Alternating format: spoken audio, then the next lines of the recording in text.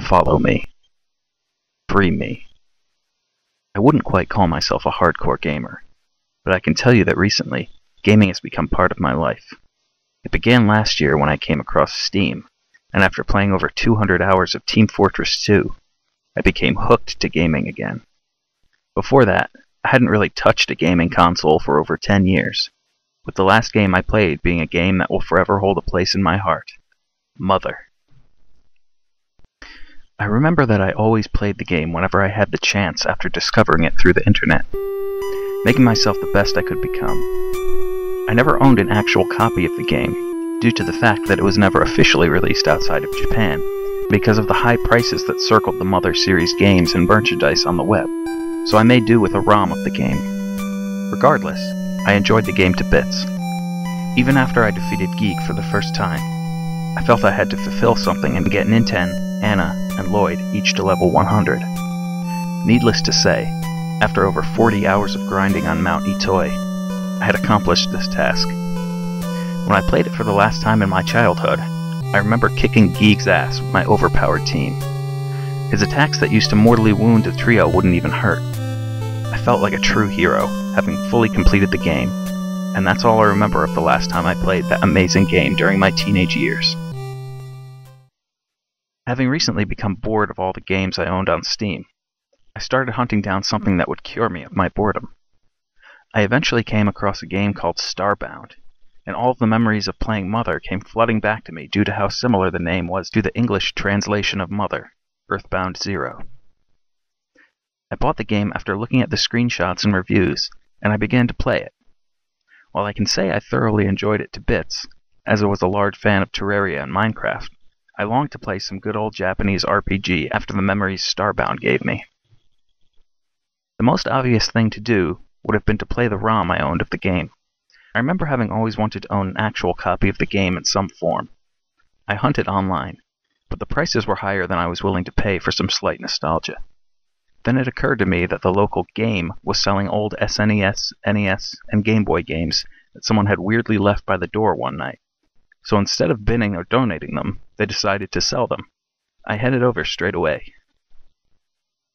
When I arrived there, I noticed the area where the games were being sold was looking fairly bare.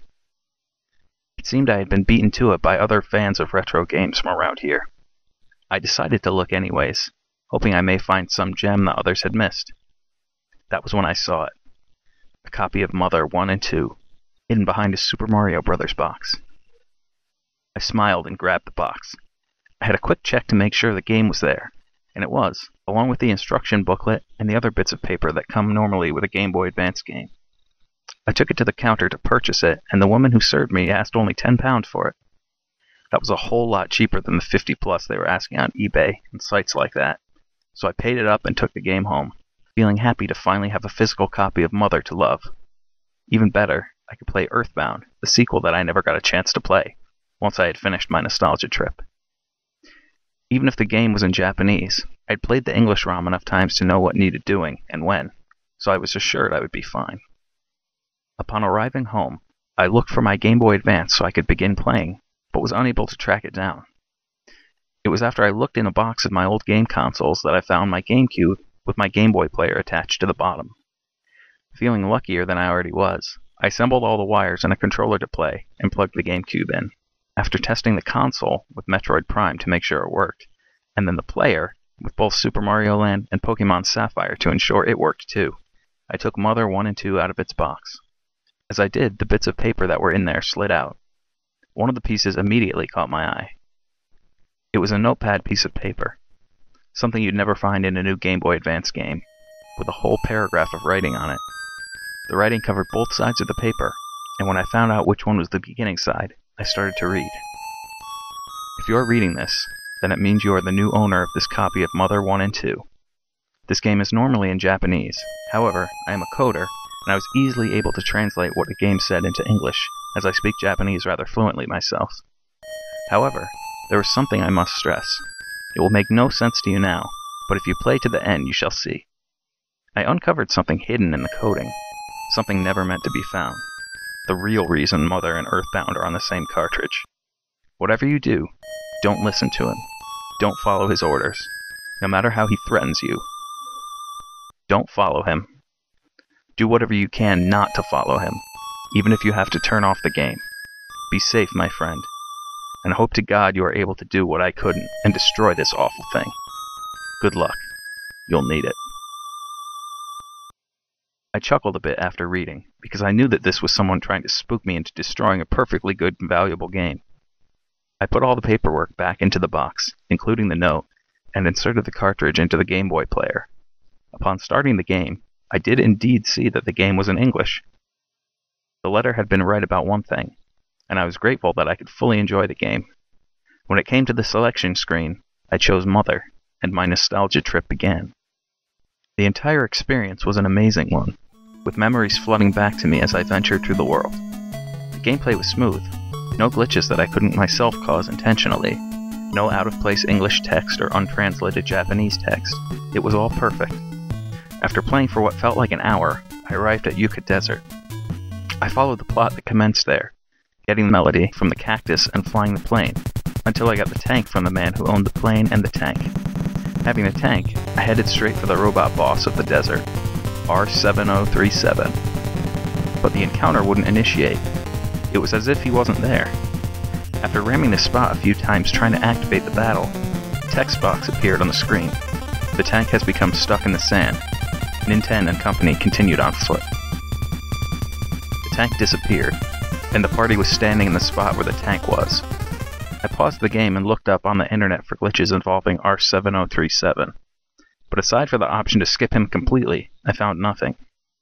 Perhaps it was a bug in the programming. I wasn't convinced though, because if that was so, then why did the tank become stuck in the sand? That never happened to me before, or in any walkthrough or video I'd seen before. Nevertheless, I continued through the game. Shortly, I arrived at LA. Knowing the plot like the back of my hand, I soon had Teddy defeated and ready to join my team. He was going to be an asset in grinding and making my way through Mount Itoi more than Lloyd could have been, so I was happy to have him. It seemed the game had other plans for me, however, because instead of Teddy getting Lloyd to leave the party for him, he simply joined as a fourth character. Again, I looked this up and found that it was possible through the glitch involving Pippi. However, I hadn't performed this glitch at all. I didn't even know it existed until now, so I was rather shocked by this. But if this meant a stronger team for the trials that lay ahead, I was content with it. I continued on with a full party, enemies standing no chance against us now. As would have happened through the Pippi glitch, Teddy's stats never actually appeared on screen while I was in battle, so I would have to check him out of battle to ensure he wasn't going to faint on me. I wasn't that worried about him, however, because his stats increased dramatically and at a quicker rate than any of my other party members. Sooner than I thought, most likely due to the increase of power with Teddy in my team, we reached Mount Itoi. Just like all the other enemies encountered, none really stood a chance against our full power team. It was before I went into the healer's house that I wondered what would happen when R7038 attacked, as Lloyd was in my party. After I questioned this, I then realized that it wouldn't have to happen, as I could go straight to the boat and fix it with Lloyd there. After doing just that and encountering Eve, my party then had 5 members in it, although Eve was a supporting character, so it made no real difference to my battle plans. All it did was guarantee that my team was untouchable, with Eve taking all the hits for my team, while Teddy, Ninten, and Eve herself dealt major damage to enemies. I started to grind myself up to high levels after noticing the gap between my team's power and level. After about 30 minutes of leveling up, I headed towards the penultimate boss battle, R7038XX. I would be in for a last small surprise, as, after reaching the point where the battle usually begins, my party stopped moving. A text box popped up. I can go no further than this. Good luck to you, children. Eve exploded. I was rather shocked at this, not simply due to the fact that my bodyguard had committed suicide on me, but due to the fact that I had fought none of the R703 series robots. I guessed that I wasn't going to fight R7038XX, and I was right, he never appeared.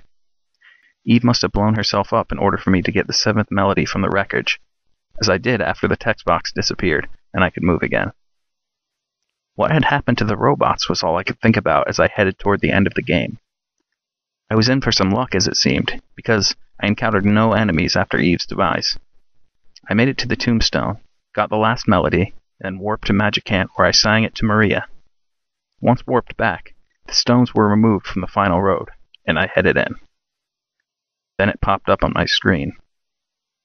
It was a completely black screen with only 2 words in the center in blue text color. Follow me. That was it. I thought, no one's ever going to believe me about this. I grabbed my high-quality camera and took a picture of the screen with the words on it. I then pressed the start button. The screen disappeared. I was in the cave leading up towards Giegue. For completion's sake, I tried to go into the room where all the pods are with people in, but when I tried, the black screen came up again. No. I was warped back to the start of the small cave. No matter how many times I tried to go in, the same message kept coming up. Annoyed at this, I headed straight for Giegue to finish this. What was a tad chilling was the fact that when those text screens popped up, there was no sound whatsoever. I ignored it, however, and pressed onward. As he usually does, Giegue rose up in the mothership to face me, and the battle began. But this battle would be one I would never forget. Giegue drew near. R7037 drew near. R7038 drew near. R7038XX drew near. I had nothing to say. This was never meant to happen. Not in any form. Not even a glitch could have caused the 4 most powerful bosses to all appear at once. I then realized where the robots had never appeared at their encounter points, aside from R7038, who, for all I know, very well had been waiting to ambush me at the healer's house. And I instantly knew that this was a fight I couldn't win. Sure, I could sing to defeat Giegue, but with 3 R703 class robots there, I wouldn't get a chance. The following conversation ensued, and I took screenshots whenever I could. Ninten, you fool. You really think you stand a chance against me? R7037 attacked Anna and knocked her out instantly, regardless of her high level. Trying to thwart the inevitable, just like your great-grandfather. R7038 attacked Lloyd, also knocked him out instantly. Nothing can stop us, can't you see? R7038XX attacked Teddy, and knocked out my only other character aside from Ninten. Ninten, you alone. I may save you. Just you alone. Board our mothership with me. The game then gave me a yes or no option. I instantly recalled the note, and the warnings given. Don't follow him.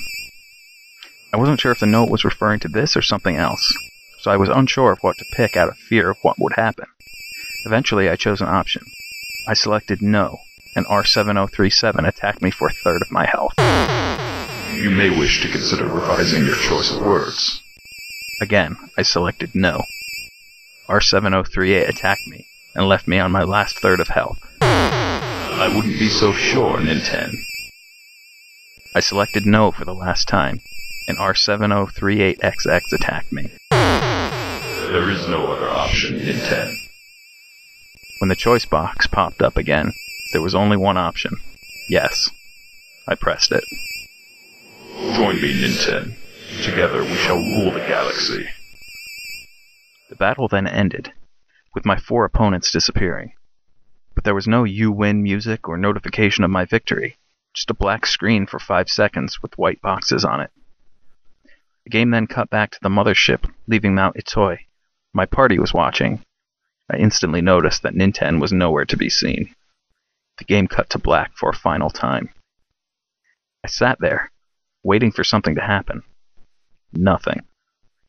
I reset the GameCube, and the game started as normal. When it took me to the game selection screen, I couldn't select Mother, as it was blacked out. My only choice from here on was to quit or play Earthbound. Being as naive as I am, I selected Earthbound. I had seen many Earthbound walkthroughs before, so I knew I wasn't going through this completely blind. I was on the lookout for any other glitches that would occur after what happened in Mother. First thing that was extremely noticeable happened during the first 10 minutes of the game, during Buzz's speech. And in the future, all is devastation. Giegue, the universal cosmic destroyer, sent all to the horror of eternal darkness. And another was with him, called Ninten. Similar to you, Ness. He was only a child, yet he was capable of untold evil. However, you must listen. I picked up the notepad paper that had the letter written on it and reread it. Something never meant to be found. The real reason why Mother and Earthbound are on the same cartridge. Was this what he was on about? Why 2 games were bundled together?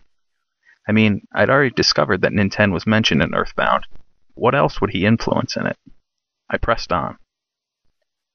The rest of the game played out as normal, even though I was sure there would be other odd occurrences throughout. Nintendo wasn't mentioned at all after Buzz's speech. Not even in the Cave of the Past did anything involving Nintendo occur. When I was at the entrance to the hallway in the Devil's Machine, however, the first of many things occurred. The music died upon me reaching the cave entrance. When I headed in, just like Mount Itoi and Mother, the screen went black, and the same blue text appeared in the center. Free me. As soon as I saw this, I knew I was going to get a repeat of the Giegue battle. After pressing start, I headed onwards toward Giegue and Porky, the penultimate and final bosses of the game. Nothing unusual happened during the pre-battle cutscene, or during the Porky/Devil's Machine battle. It was only when Porky turned off the Devil's Machine that things occurred differently. Instead of it transitioning from black to the second part of the Giegue battle, it instead showed a battle screen similar to those used in Mother. However, there was no box to display team stats, so I had a feeling this was going to be more of a scene than a battle. The music that plays when you fight Giegue and Mother started playing, to add to the feeling of ambience. 2 enemies emerged from the black background, and needless to say, I was rather shocked to see one of them. Giegue drew near. Nintendo drew near. Nintendo was working with Giegue? No, this wasn't true.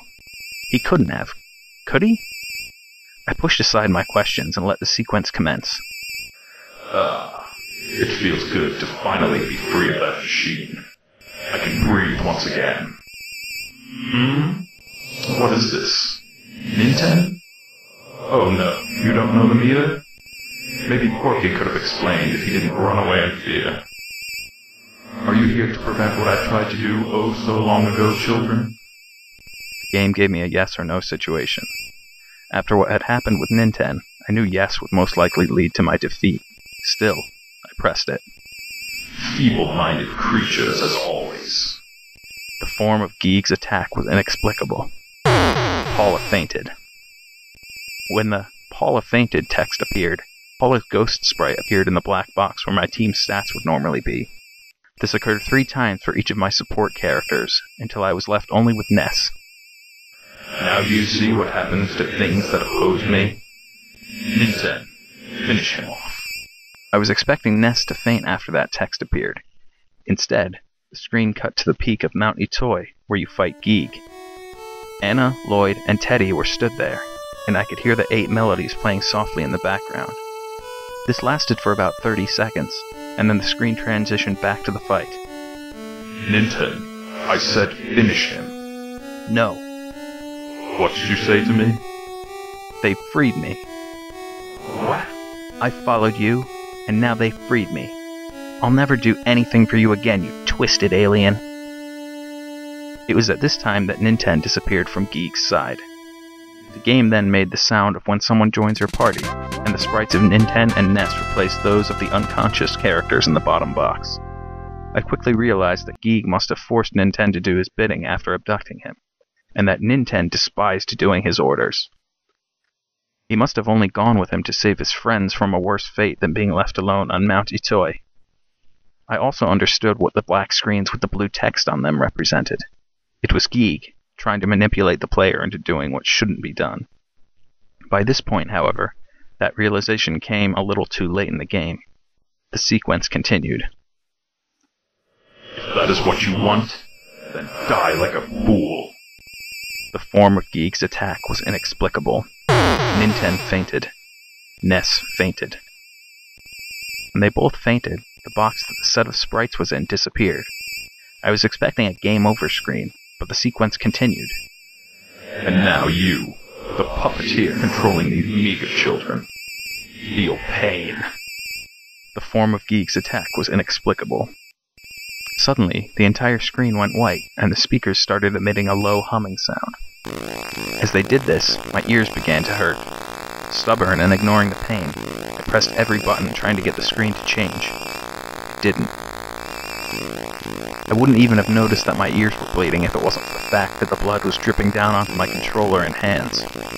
Scared and shocked, I realized that the only thing that could have done this would have been the sound coming from the speakers. It was at that time I noticed the screen go dark, and a single red word appeared on a black background. Die. As soon as I took a screenshot of this, the sound instantly increased to max volume, and the humming emitted from the TV made it unbearable to hear. My ears bleeding like there was no tomorrow, and my nose beginning to as well. I fell on my knees in pain. Crawling toward my GameCube, I tore as many cables out of it as I could until the screen and the sound died. Relieved, I lay my head down to rest and fell asleep. When I woke up, it was late at night. I took Mother 1 and 2 out of the player and stared at it for a bit before snapping the cartridge in half. I wasn't going to make anyone else go through that, nor was I going to do that again. I picked up my camera and checked that the evidence was still there. Thankfully, all the images were safe and sound. I then checked my ears and nose in the bathroom mirror. They had stopped bleeding.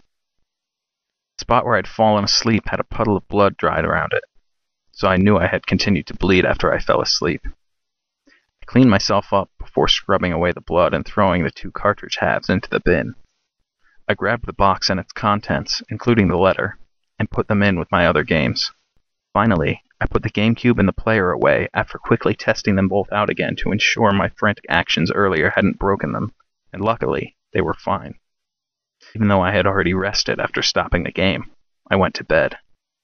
The next day, I headed to the hospital and told my doctor that my ears and nose had started bleeding due to a low-pitched sound my TV made the other day, and after he took a look at them, I was told that I had slight ear damage and that my hearing wouldn't be completely 100% for a few weeks.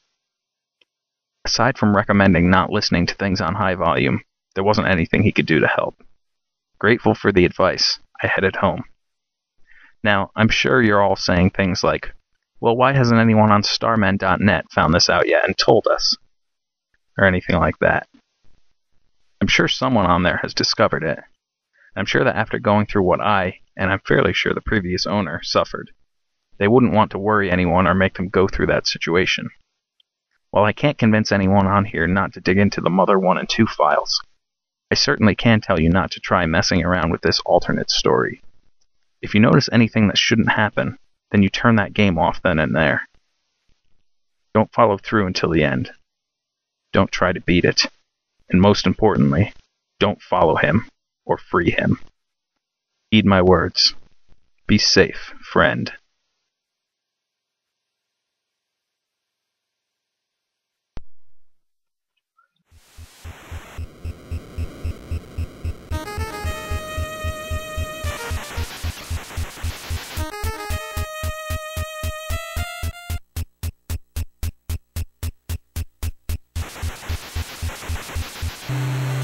Monster.id